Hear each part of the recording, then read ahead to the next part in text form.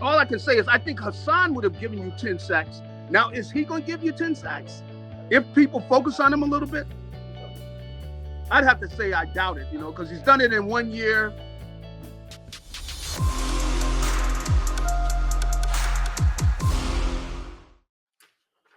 That was really great listening to Joe Theismann. I really did dig it. I haven't had a chance to talk to Garry Cobb from Fox 29 when it comes to the schedule that came out last week. And he's at a golf event. And, oh, by the way, Xander, did you get that picture? Do you have that USC picture of Garry Cobb when he was there at Southern Cal? Holy cow! Did you see the do? Let's see, man. I mean, did you get that picture? Actually, that was one of the greatest football teams in USC history. Hold on here. I want to show you this. Let me show you this G Cobb picture here. Look at this thing here. Look at G Cobb. Look at G Cobb right there, man.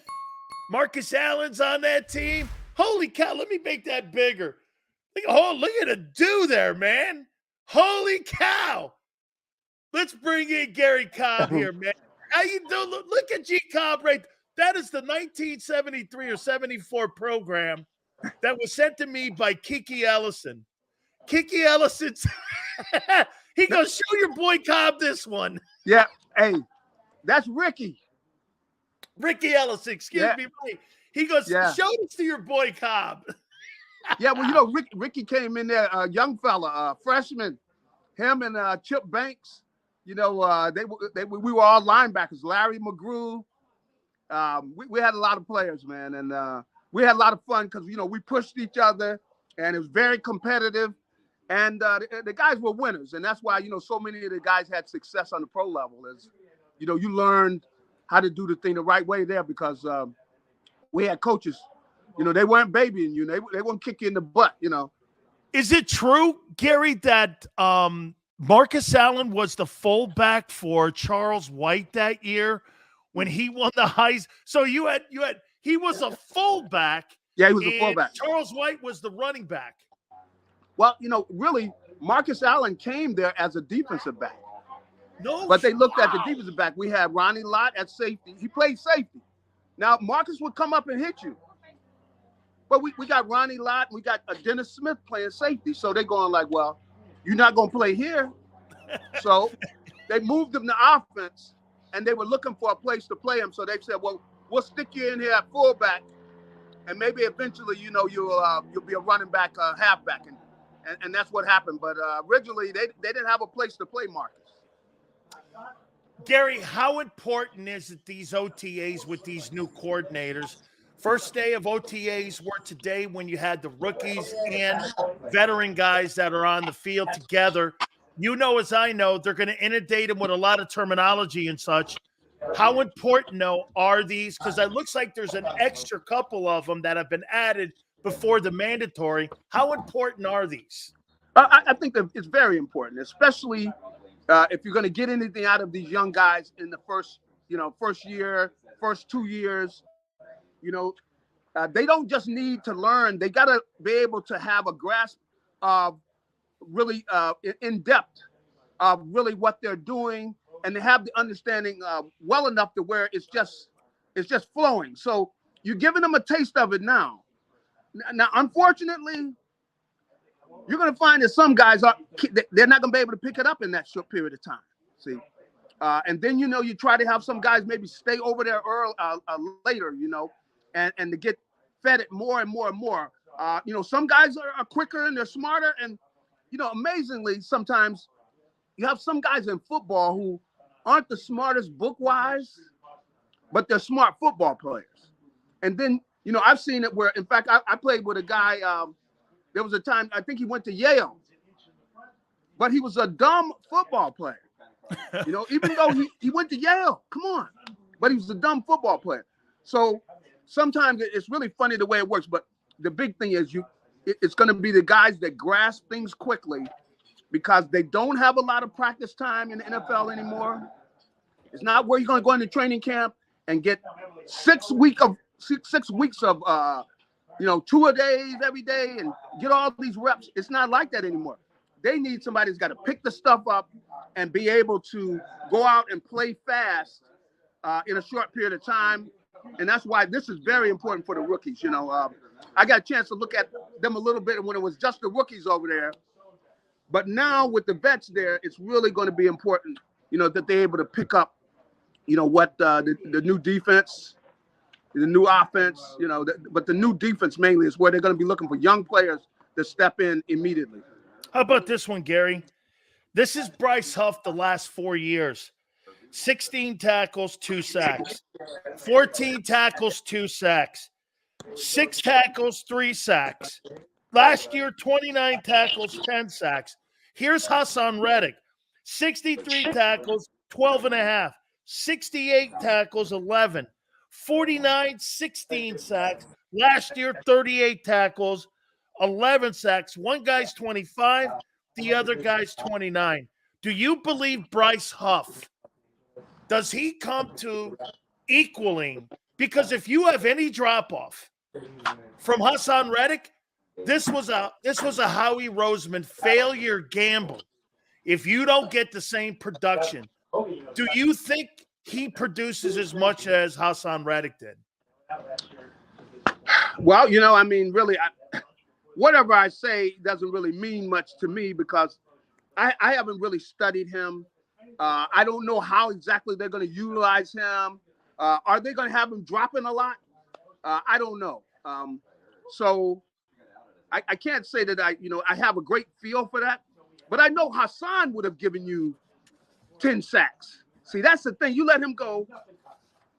All I can say is I think Haason would have given you 10 sacks. Now, is he going to give you 10 sacks?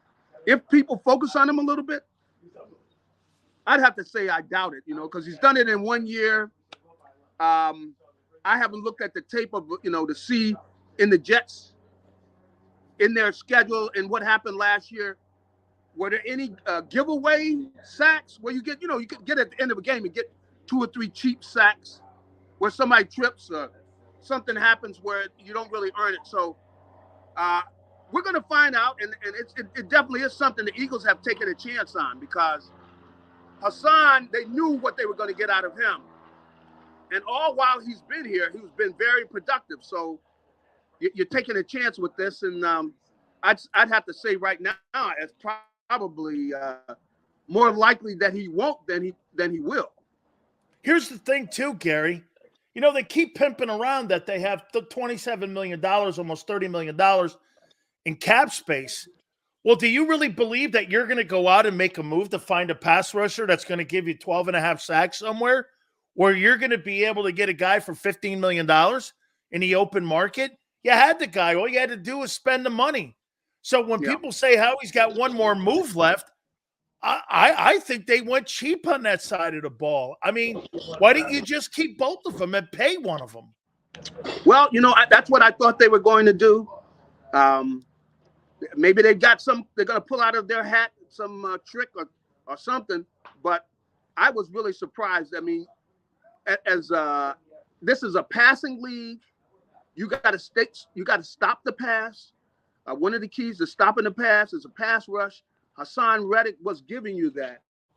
And for you to let him go, that's a chance. That's, and then you got this kid that 1 year, he was productive. I don't think you can take that to the bank. I mean, especially with the Jets, they were playing garbage games. Come on, they're playing right. Games they were right. That's a great Gary. That's a great point that they were behind most of the time. Yeah. Right. They were playing. They were playing from behind the most of the time, and team. Right. They didn't have a very good year last year. You could put in a young quarterback, and he trips coming out from under center. He doesn't know what he's doing. He slides the line the wrong way. He leaves a free blocker. I mean, a free pass rusher, and he gets 2 or 3 or 4 sacks, and he goes from 6 to 10 based on garbage. You got to watch something like that with a team like the Jets last year, who were playing games where you got young players in there, and they're garbage games. What you got, like guys that are playing that normally don't play. They're just playing because they said, well, let them in there, let them play. You know, at the end of the season where you got games that don't matter. Last question for you here. I could make the argument, Garry, that Fletcher Cox will be missed more than Jason Kelce. And here's why. Cam Jurgens, I think, is going to be a good ball player. Is he going to be Jason Kelce? No. But who do you have backing up the interior guys? And where's your depth without Fletcher in there? He had 6.5 sacks last year. You could have made the argument he was your most productive interior defensive lineman. Now you don't really have another body inside where you're really deep in the O-line now, it seems, for the Eagles. I mean, you got Micaiah Becton now. You've got Steen. You've got Trevor Keegan. You've got some of these guys, Jack Driscoll, all these guys. But you know what you don't have? You have no depth. So I can make the argument that that's going to be a really big loss on that side of the ball, not having Fletcher there. Now, I think you make a very good point. And that's why it's so important. You know, I'm over here at this golf tournament, and of course, a lot of them are talking about Jordan Davis. You know, what is he going to come in shape? You know, is he going to be productive, or can they be able to count on him? And really, when you look at the depth on the defensive line, that's where you wonder, are they going to be able to have enough to be a dominant group, to be somebody's able to, both stop the run and, put pressure on the quarterback, because Jordan has really shown you he can do that, really. You know, he has not shown you he can be a pass rusher. You have seen that, out of Jalen Carter. You have seen that he can be the kind of guy that takes over a game. We haven't seen that from Davis, and he's got to, both of them got to come in better shape where they're able to play the entire season and everything. But so far, I've seen enough of Carter. I'm a believer in Carter. Davis, I can't say I'm a believer yet. I mean, he hasn't shown he can really affect the game, from the pass standpoint, the way they want to see when they draft you in the first round. They expect you to be able to come in and really make a stamp on the game where you're able to bring pressure as a pass rusher, and he's got to show he can do that. Absolutely. Garry, thank you so much, my friend. I appreciate it. Hey, I hope I didn't bring any nightmares back with that picture from SC, man. No. That's all good now. When the guys were wearing whatever those different styles and stuff, of course, the guys would crack on you and stuff, because, you had that stuff would be sweating. They give you this gel, But anyway, it's all good. It's all good, man. You got to be able to take a joke. Absolutely. Love you, Garry. Thank you. Hey, Keep hitting them straight. All right, buddy. You got it. That's our friend, Garry Cobb, Fox 29. Love him.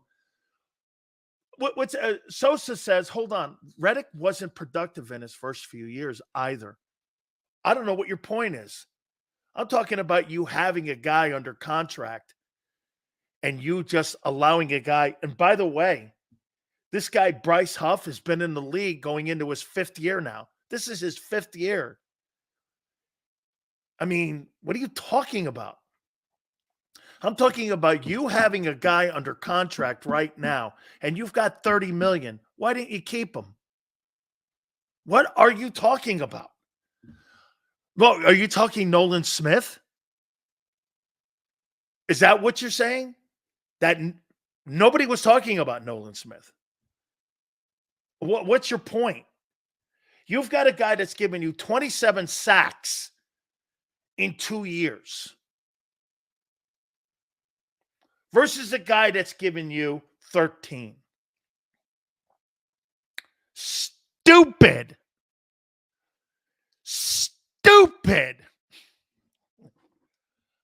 Why didn't you keep him? Big money. Hey, big money Howie. Yeah, let's debate this one. So Howie's got $30 million. Why didn't he keep Reddick?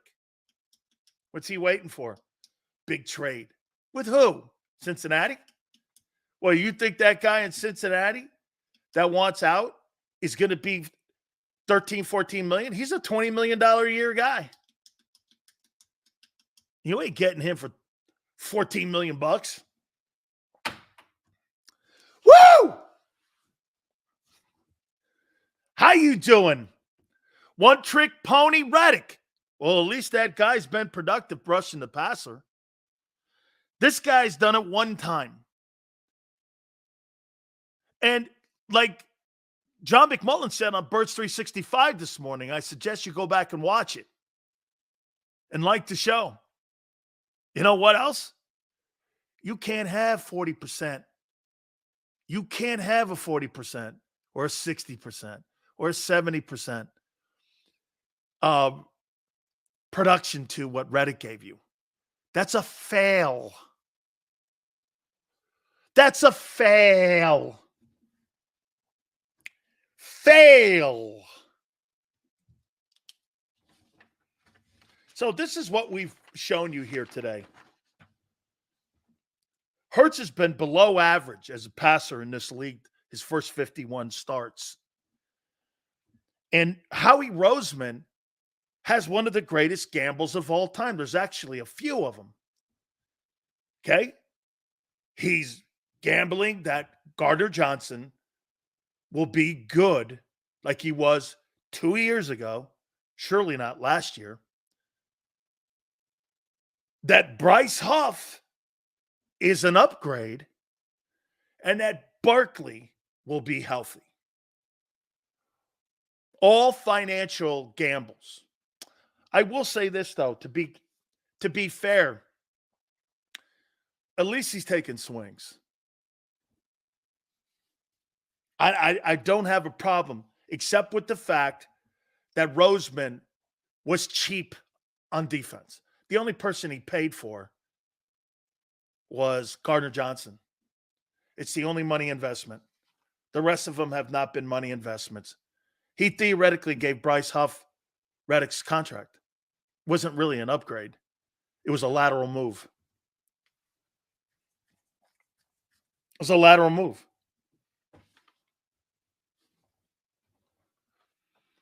I think pushing Reddick was a much Fangio decision. I do too. I think it had a lot to do with him not wanting to be dropped in coverage. I think it had a lot to do with him just not wanting to be dropped and him wanting to rush the passer. See, that's where Jim Johnson would have came out and said, Sills, Reddick is a mistake. We should keep him the entire time.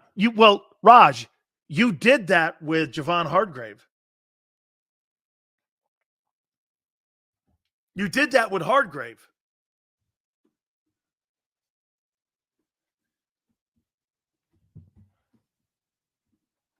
Joe, it's not only stupid because you and nobody knows why he got traded. Well, it wasn't for a new deal. Where's that Hassan Reddick contract extension? I'm still waiting. Where is it? Remember all you were telling me? How he was going to offer him $20 million? Remember that? You guys said, hey, there's a contract on the table. There was never a contract on the table.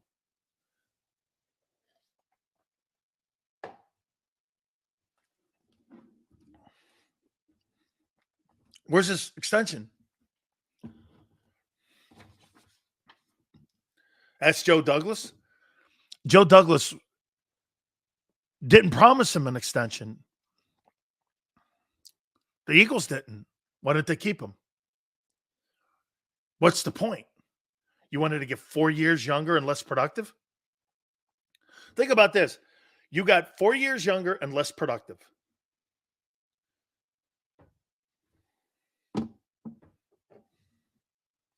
Those are facts.